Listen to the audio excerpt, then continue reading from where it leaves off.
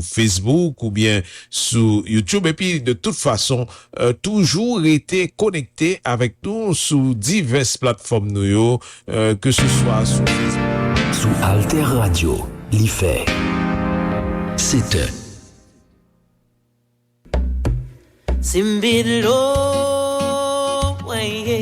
Bonjour, ici Malou Boboir sur Alter Radio. Alter Radio, l'idée frais.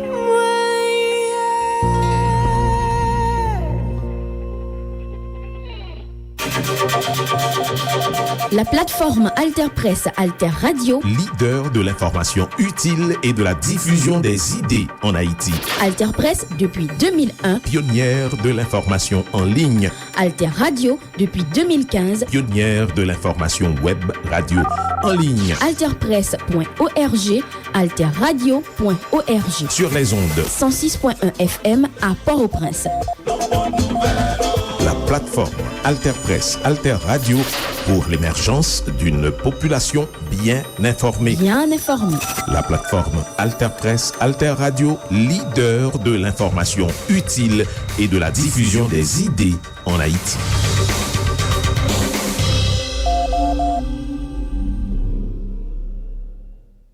Koumanouye. Merci pour tes trois côtés. Magazine qui fait un coup de flash. Coup de flash sous ça qui a passé dans le monde. Événement qui rentrait la caille. Bienvenue dans le magazine événement sur Alter Radio 106.1 FM, alterradio.org avec diverses plateformes internet. Magazine événement toujours traité actualité internationale chaque semaine pour aider auditeurs et auditrices nous bien comprendre ce qui a passé sous scène internationale. Une série spéciale interview pendant été avec une partie automne, interview sur des grandes questions de l'actualité, je dis comment la presse dans le pays, la France, couvrit la guerre qu'a faite en Gaza, côté Israël, a bombardé Palestiniens sans arrêter. En pile image a circulé sous conflit à travers réseaux sociaux et impression qu'on monde gagnait, c'est que pas gagné plusieurs points de vue dans débat. Tandis que les médias français ont senti que cause palestinienne disparaît net.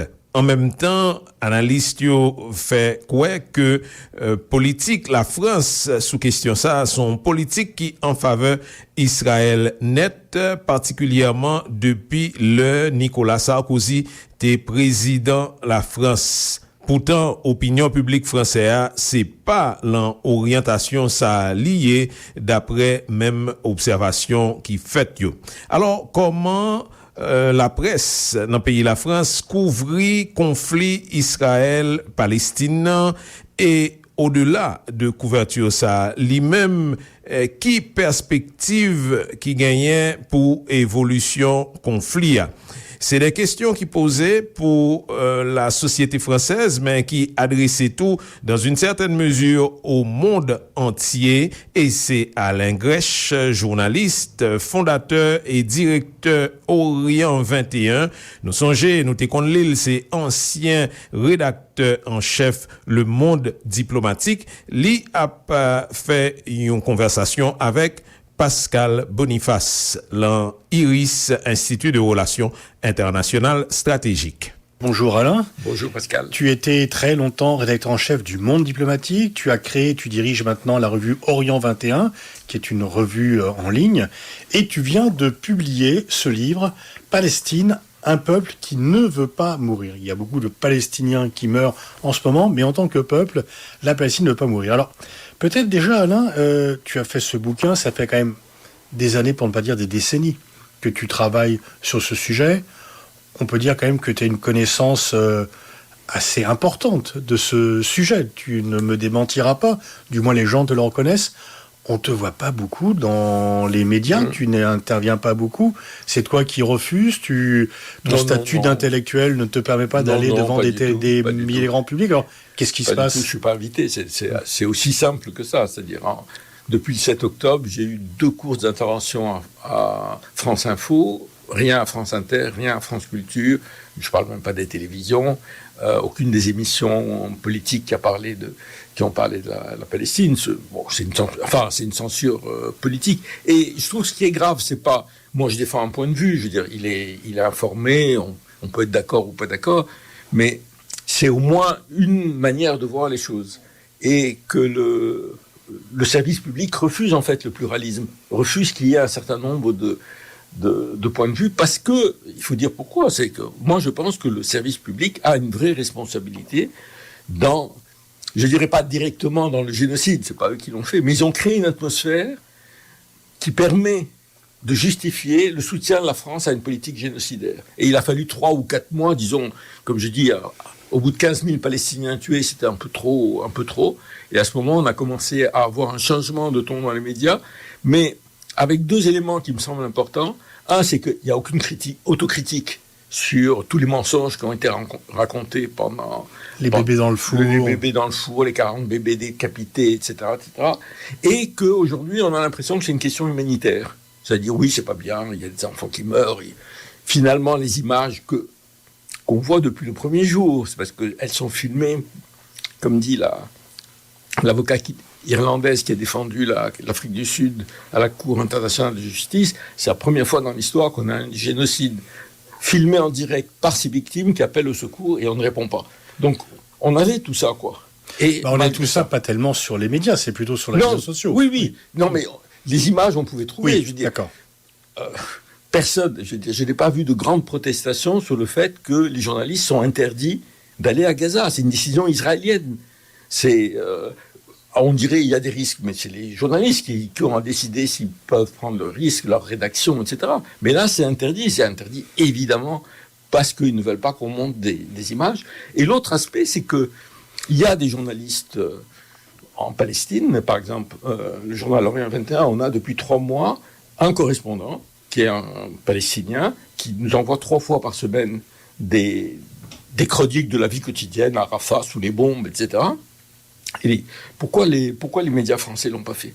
Parce qu'il y a un a priori, c'est-à-dire en gros, quand un franco-israélien parle de Tel Aviv et dit quelque chose, c'est la vérité, et quand c'est un Palestinien qui dit, forcément c'est un mensonge, il faut vérifier, est-ce que vous êtes vraiment sûr ? Il est du Hamas nécessairement. Et du Hamas. L'autre jour, il y a, je ne sais plus quelle rédactrice en chef au Point qui dit journaliste palestinien, c'est contradictoire, journalisme et palestinien. Mais enfin, c'est un niveau de racisme, je veux dire, qui est... Oui, les journalistes palestiniens, ça n'existe pas. Voilà. C'est ça.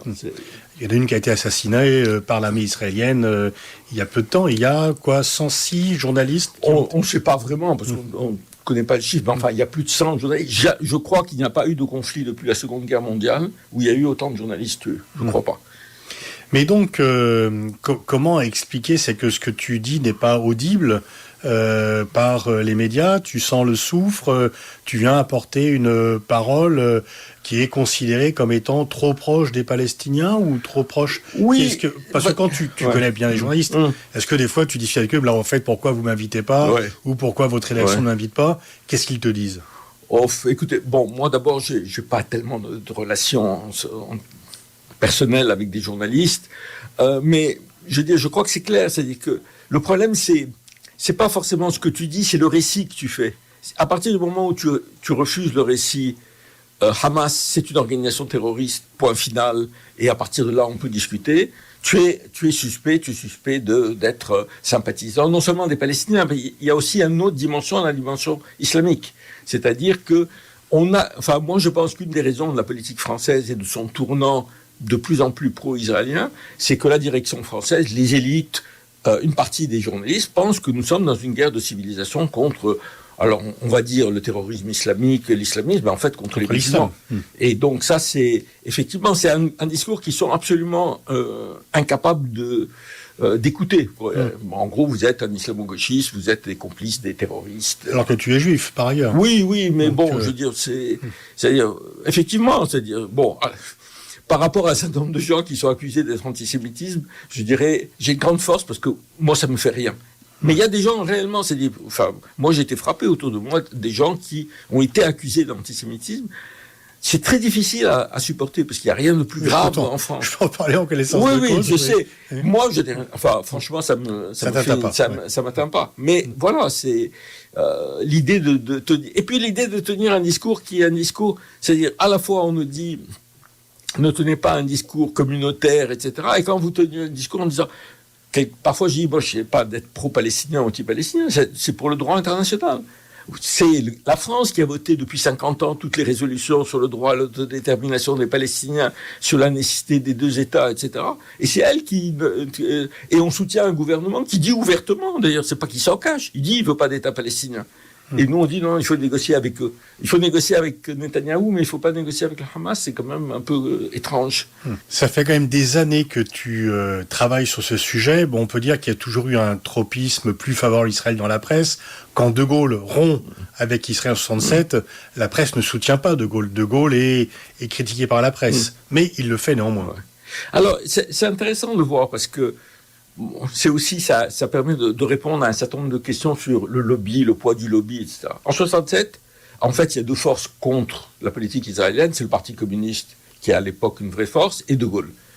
Mais De Gaulle va impulser une politique qui va être prise successivement par tous les chefs d'État, y compris celui qui fera le plus de gestes, c'est Valéry Giscard d'Estaing, qui va ouvrir le bureau de l'OLP en 74, entraîner l'Europe pour la déclaration de Venise et la reconnaissance du droit à l'autodétermination des Palestiniens en disant il faut négocier avec l'OLP qu'à l'époque Israël et les États-Unis définissent comme terroriste. Bon, donc il va y avoir cette impulsion et il va y avoir un changement de l'opinion, y compris des médias.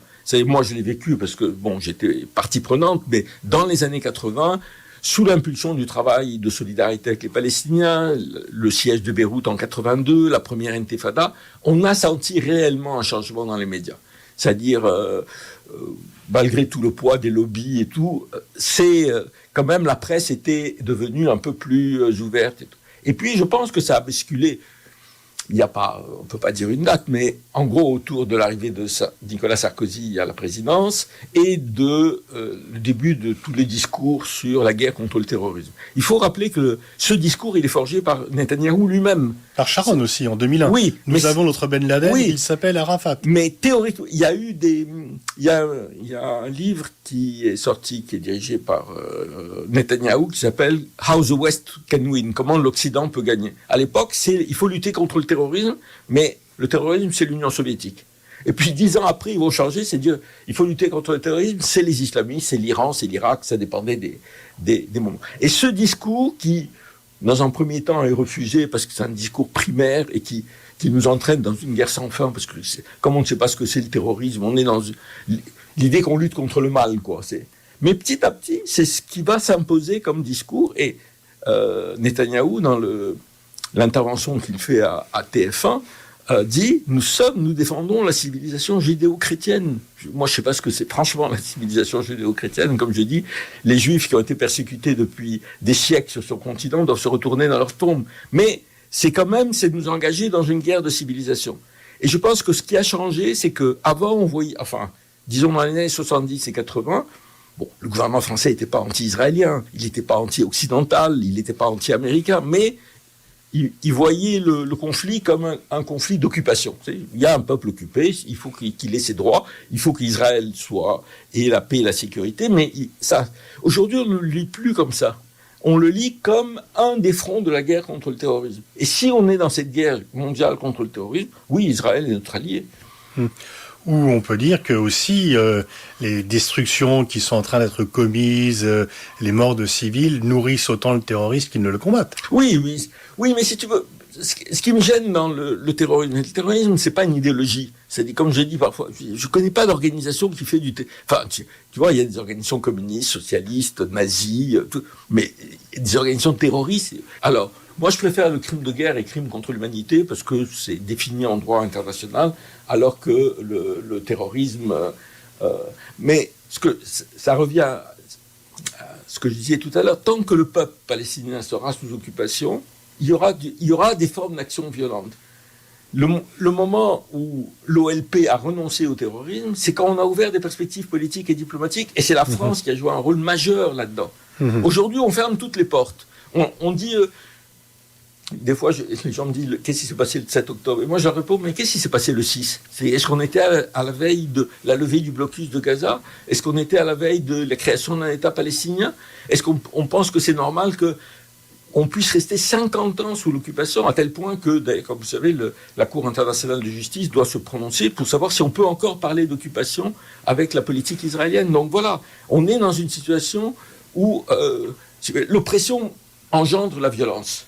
Et si on me dit le terrorisme, c'est de tuer des civils, ce que je veux bien accepter, le Hamas a commis effectivement des crimes de guerre, mais à ce moment, Israël a commis à un niveau industriel ce que Hamas fait à un niveau artisanal. Alors, quelles sont les perspectives aujourd'hui? On n'en voit pas beaucoup, parce que finalement, Netanyahou il est un peu critiqué par certains Européens, par les États-Unis, mais en fait, on ne voit pas de réelle pression, ni des États-Unis, ni des Européens sur lui. Oui, et d'abord, il faut dire que Netanyahou est critiqué en Israël, mais qu'il y a un consensus essentiel en Israël de 90% de la population juive en faveur de la guerre sur Gaza. Je veux dire, les sondages d'opinion disent que 80% des Israéliens sont pour qu'on affame les gens de Gaza. Et Lapid et Gantz, qui sont des soi-disant opposition, ils expliquent qu'il faut raser Gaza, qu'il faut l'occuper, etc. Donc, il y a une situation difficile parce que, bon, c'est un peu trop tôt de dire quelles vont être les conséquences, mais le 7 octobre, c'est un choc énorme pour la société israélienne. C'est-à-dire, on le sent, tous les gens qui ont des contacts là, oui, c'est un traumatisme. C'est un traumatisme parce qu'il y a eu des crimes, mais c'est aussi un traumatisme parce que donc, ça ébranle totalement l'idée qu'Israël est un foyer, un refuge de sécurité. C'est-à-dire, depuis 50 ans, 60 ans, 70 ans, Israël dit nous construisons un refuge pour les Juifs du monde et nous assurons la sécurité. Et nous l'assurons comment? Pas par la négociation, par la force. Or, en fait, c'est ça qui est en train d'être cassé. Est-ce que ça peut amener une partie de l'opinion israélienne à évoluer, à se dire, bon, peut-être qu'il y a d'autres solutions? Pour l'instant, ils ont plutôt évolué, faire plus de sécurité. Non, mais c'est sûr, mais bon. Sur le long terme. On est sur le très court terme, là, je veux dire, c'est très difficile. On se rend compte que, par exemple, aujourd'hui, malgré tout, la majorité de la population israélienne est pour un accord pour libérer les otages, qui n'est pas la position c'est d'arrêter des combats et de libérer les otages. Mais c'est vrai que ça va être très difficile à reconstruire et que le fossé qui s'est créé entre enfin, pas qui s'est créé, mais qui s'est élargi à cette occasion entre les Palestiniens et les Israéliens, il va être très difficile parce que, pour une raison simple, c'est-à-dire, moi je dis toujours, c'est-à-dire, à moins d'un génocide d'un côté ou de l'autre, je veux dire, au centre d'élimination, il y a sur le territoire historique de la Palestine, en gros, 15 millions c'est-à-dire celui qui est aujourd'hui Israël, la Cisjordanie et Gaza, en gros 15 millions de personnes, 7 millions et demi de Juifs israéliens, 7 millions et demi de Palestiniens. Je veux dire, il faudra bien trouver c'est-à-dire, ou bien on est dans une guerre permanente, c'est la situation dans laquelle Israël est, mais ou bien on essaye de trouver une solution, mais qui tient compte de ces deux populations, du droit, et du fait qu'Israël doit accepter que les droits qu'il s'accorde, ils doivent les donner aux gens avec qui il négocie. Mais pourquoi le ferait-il? Parce que finalement, si on regarde la situation, l'occupation, ça se passait bien, il y avait des protestations, mais bon, là, effectivement, il y a des images choquantes. Mais imaginons qu'il y ait un cessez-le-feu, qu'on libère les otages, Israël libère quelques prisonniers. On peut recommencer comme avant, finalement. Ah, tout à fait, tout à fait. Israël, enfin, bon, aucune puissance dominatrice ou coloniale n'a cédé par bonne volonté. C'est la France, elle a cédé en Algérie parce qu'elle avait gagné militairement, mais c'était insupportable d'avoir 1 million d'hommes sur place. Les Américains ont cédé au Vietnam pour des raisons militaires.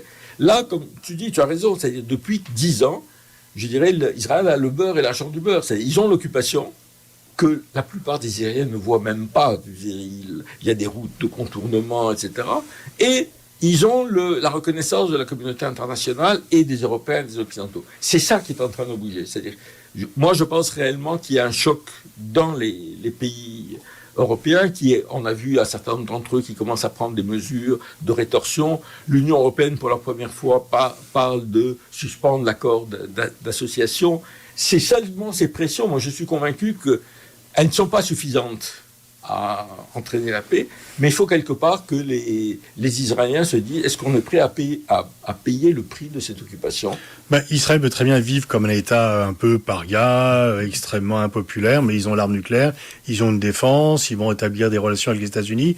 En fait, ils peuvent dire on continue comme avant. Est-ce que tu vois un nouveau Rabin prendre le même parcours, de dire l'intérêt à long terme, parce que Rabin a fait la paix, non pas pour les Palestiniens, il l'a fait pour les Israéliens. Donc, est-ce que tu vois un nouveau Rabin dire l'intérêt à long terme d'Israël, c'est de faire la paix ? Pour l'instant, ils sont plus à dire... Non, tout à fait. Mais il faut qu'ils payent. C'est pour ça que j'ai dit il faut des sanctions. C'est-à-dire qu'aujourd'hui, je ne pense pas qu'Israël bougera sans des sanctions. Alors, il y a quand même un mouvement dans ce qu'on appelle le Sud global, alors avec des engagements très différents, puis il y a une attitude des pays arabes qui est assez critiquable, mais on voit quand même plusieurs pays latino-américains qui ont rompu leurs relations, on voit les manifestations, mais il y a aussi le fait que ça doit se traduire en termes concrets pour les Israéliens. C'est-à-dire qu'on dit souvent il n'y a que les Américains qui ont, qui peuvent faire pression. L'Europe peut faire pression. Nous sommes le premier partenaire commercial. Par les accords d'association. Par les accords d'association. Mais les pays européens, l'Allemagne ne va jamais bouger. Non, mais bon, ça, jamais, je ne sais pas. On dit politique, oui. jamais dire. Non, disons qu'on n'est pas prêt de bouger, en tous les cas. Mais ça peut être pris au niveau bilatéral. Ça peut être pris au niveau bilatéral. Je donne toujours un exemple que m'a donné un ami qui a été un ami israélo-américano-juif qui était dans les négociations d'Oslo. Il m'a dit, mais l'Europe devrait prendre une mesure. En Cisjordanie, il y a 700-800 000 colons. Ils vivent à côté des Palestiniens. Les Palestiniens, pour venir en Europe, ont besoin d'un visa. Vous imposez un visa à tous les colons. C'est-à-dire où on fait payer concrètement aux Israéliens le fait qu'on ne peut pas avoir le beurre et l'argent du beurre. Donc, bon, alors on en est loin encore, mais quand même là, il y a quelque chose d'important qui se passe. Et la mobilisation de la jeunesse dans le monde occidental est aussi quelque chose de tout à fait remarquable. Et à l'inverse, on voit qu'il y a dans les grandes formations politiques, alors il y a la France insoumise qu'on accuse de vouloir draguer l'électorat musulman, et on ne demande jamais pourquoi un parti qui prend les positions pro-israéliennes le fait. Mais par contre, là, on accuse donc ceux qui prennent un positionnement plus pro-palestinien de le faire pour des raisons électorales. Et en fait, quand tu vois le paysage, l'extrême droite est maintenant très pro-israélienne, alors qu'ils ont quand même des racines antisémites profondes, et la droite traditionnelle, les républicains, sont le MoDem un peu moins, mais les républicains sont devenus très pro-israéliens. Donc le parti qui est l'héritier de De Gaulle. Il y a vraiment un vrai tournant de la politique, en général de la France et des gaullistes, qui est quand même d'autant plus surprenant, qui n'a jamais été débattu. Personne n'a demandé à Ciotti, vous dites que vous êtes l'héritier du général de Gaulle, comment vous pouvez demander qu'on transfère l'ambassade de France à Jérusalem ? Et l'autre aspect, effectivement, c'est aujourd'hui la poussée des forces d'extrême droite, qui sont en Europe des forces avec des racines antisémites très fortes. Et non seulement ne posent pas problème pour Israël, mais ils soutiennent Israël plus que toute autre force politique. Et en même temps, le gouvernement Netanyahou a des relations avec eux. Comme il y a eu un article dans Haaretz, le journal de centre-gauche israélien, disant ils veulent rendre cachère les antisémites. C'est-à-dire, en fait, ce que j'écris dans le livre, d'ailleurs, il y a les bons et les mauvais antisémites. Les bons antisémites, c'est ceux qui sont pro-israéliens. Si vous êtes pro-israélien, vous pouvez nier l'Holocauste, etc. Ça n'a aucune importance, ça va passer par... Donc en fait, on dit toujours que l'antisémitisme et l'antisémitisme, c'est la même chose. En fait, il y a des gens qui sont sionistes et antisémites. Oui, mais c'est pas nouveau.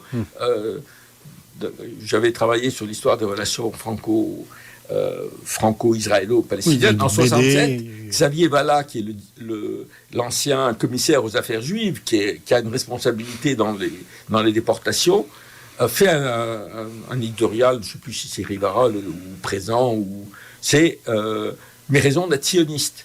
Alors il y avait deux raisons, et aujourd'hui c'est un peu la même chose. Il y a on va se débarrasser des Juifs, ils ont qu'à aller là-bas, c'est très bien, ils veulent faire une nation, c'est très bien, et puis ils tapent sur les Arabes. Ouais. Et aujourd'hui c'est sûr que dans la motivation des forces d'extrême droite, du Rassemblement national, etc., c'est le racisme anti-arabe, est plus fort que le racisme anti-juif. Mais ça ne veut pas dire que le racisme anti-juif a disparu. Et je trouve dommage qu'une partie de la communauté juive ne voit pas ça, que derrière ces forces d'extrême droite se profile une vraie menace et un vrai antisémitisme. Et il y a quand même, finalement, on peut dire que alors que l'image d'Israël s'est dégradée dans la population, dans la classe politique et dans les médias, ce n'est pas le cas. Il y a une sorte quand même d'un peu de contradiction entre ce que disent les médias et ce qui est perçu par les gens, et ce que disent les élus et ce qui est perçu par les gens. Mais je pense qu'en partie, c'est le lien que les gens font entre la question palestinienne et la question musulmane, ou la question islamique. Et que, comme depuis 15 ans, on vit avec un matraquage sur la menace séparatiste, sur les musulmans de l'intérieur, etc. Je pense que ça...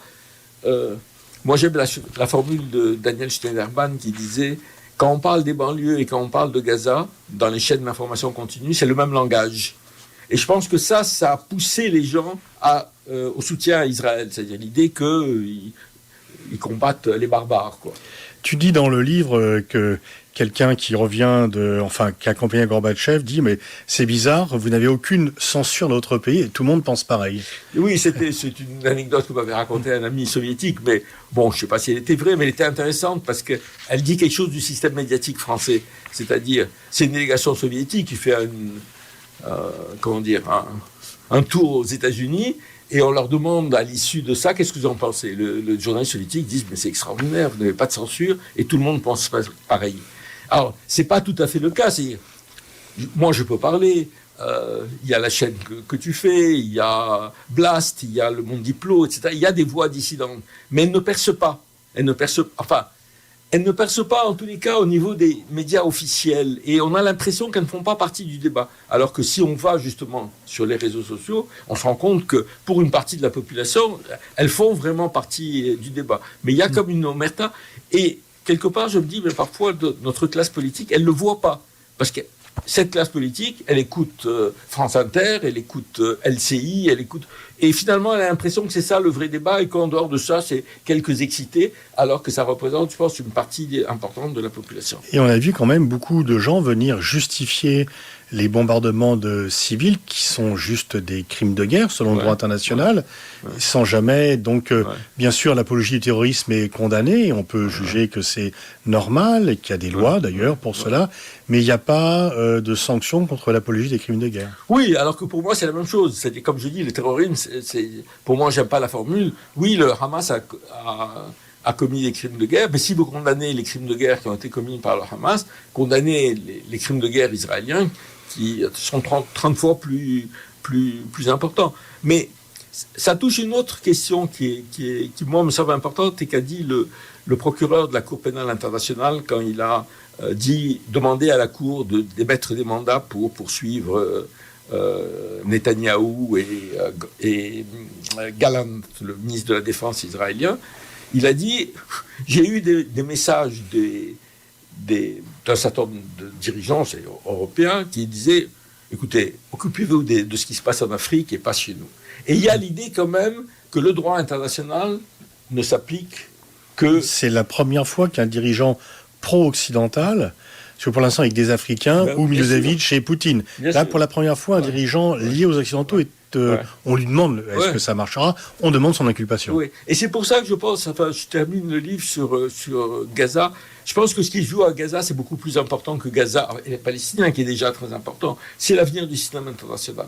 C'est-à-dire, où de cette guerre va sortir l'idée qu'il y a un poids, une mesure, et que oui, nous dénonçons l'invasion russe de l'Ukraine, mais nous dénonçons ce que les Israéliens font à Gaza. Ou bien, on envoie au diable le droit international, et demain, au nom de quoi on va condamner l'intervention de la Chine contre Taïwan. Quand il y a eu l'invasion russe de l'Ukraine, ce qui était intéressant, c'est à la fois la plupart des pays l'ont condamné, vraiment un peu d'exceptions, et aucun pays non occidental n'a accepté de participer à la campagne de sanctions. Et pourquoi ? Ils disaient, bon, on comprend, vous défendez vos intérêts en Europe et tout, mais ne venez pas nous dire que vous défendez le droit international, parce que vous avez envahi l'Irak, vous laissez la Palestine sous occupation, etc. Et ça, je pense que c'est... vraiment, ça dépasse Gaza, quoi. Ça dépasse... voilà. Merci Alain, je renvoie à la lecture de ton livre « Palestine, un peuple qui ne peut pas mourir », c'est aux éditions Les Liens qui libèrent. Eh bien, nous avons écouté Alain Grèche, c'est un journaliste, ancien rédacteur en chef Le Monde Diplomatique, qui a dirigé Kounien, un magazine qui relait Orient 21. Merci pour attention nous. Continuez suivre nous sur 106.1 FM, alterradio.org avec diverses plateformes internet et puis nous pouvons écouter émission ça le nouvelé en podcast sous Mixcloud, Zeno, Apple, Spotify, Google Podcast, Facebook et YouTube. Koumanouye. Merci pour tes trois côtés. Magazine qui fait un coup de flash. Coup de flash sous ça qui a passé dans le monde.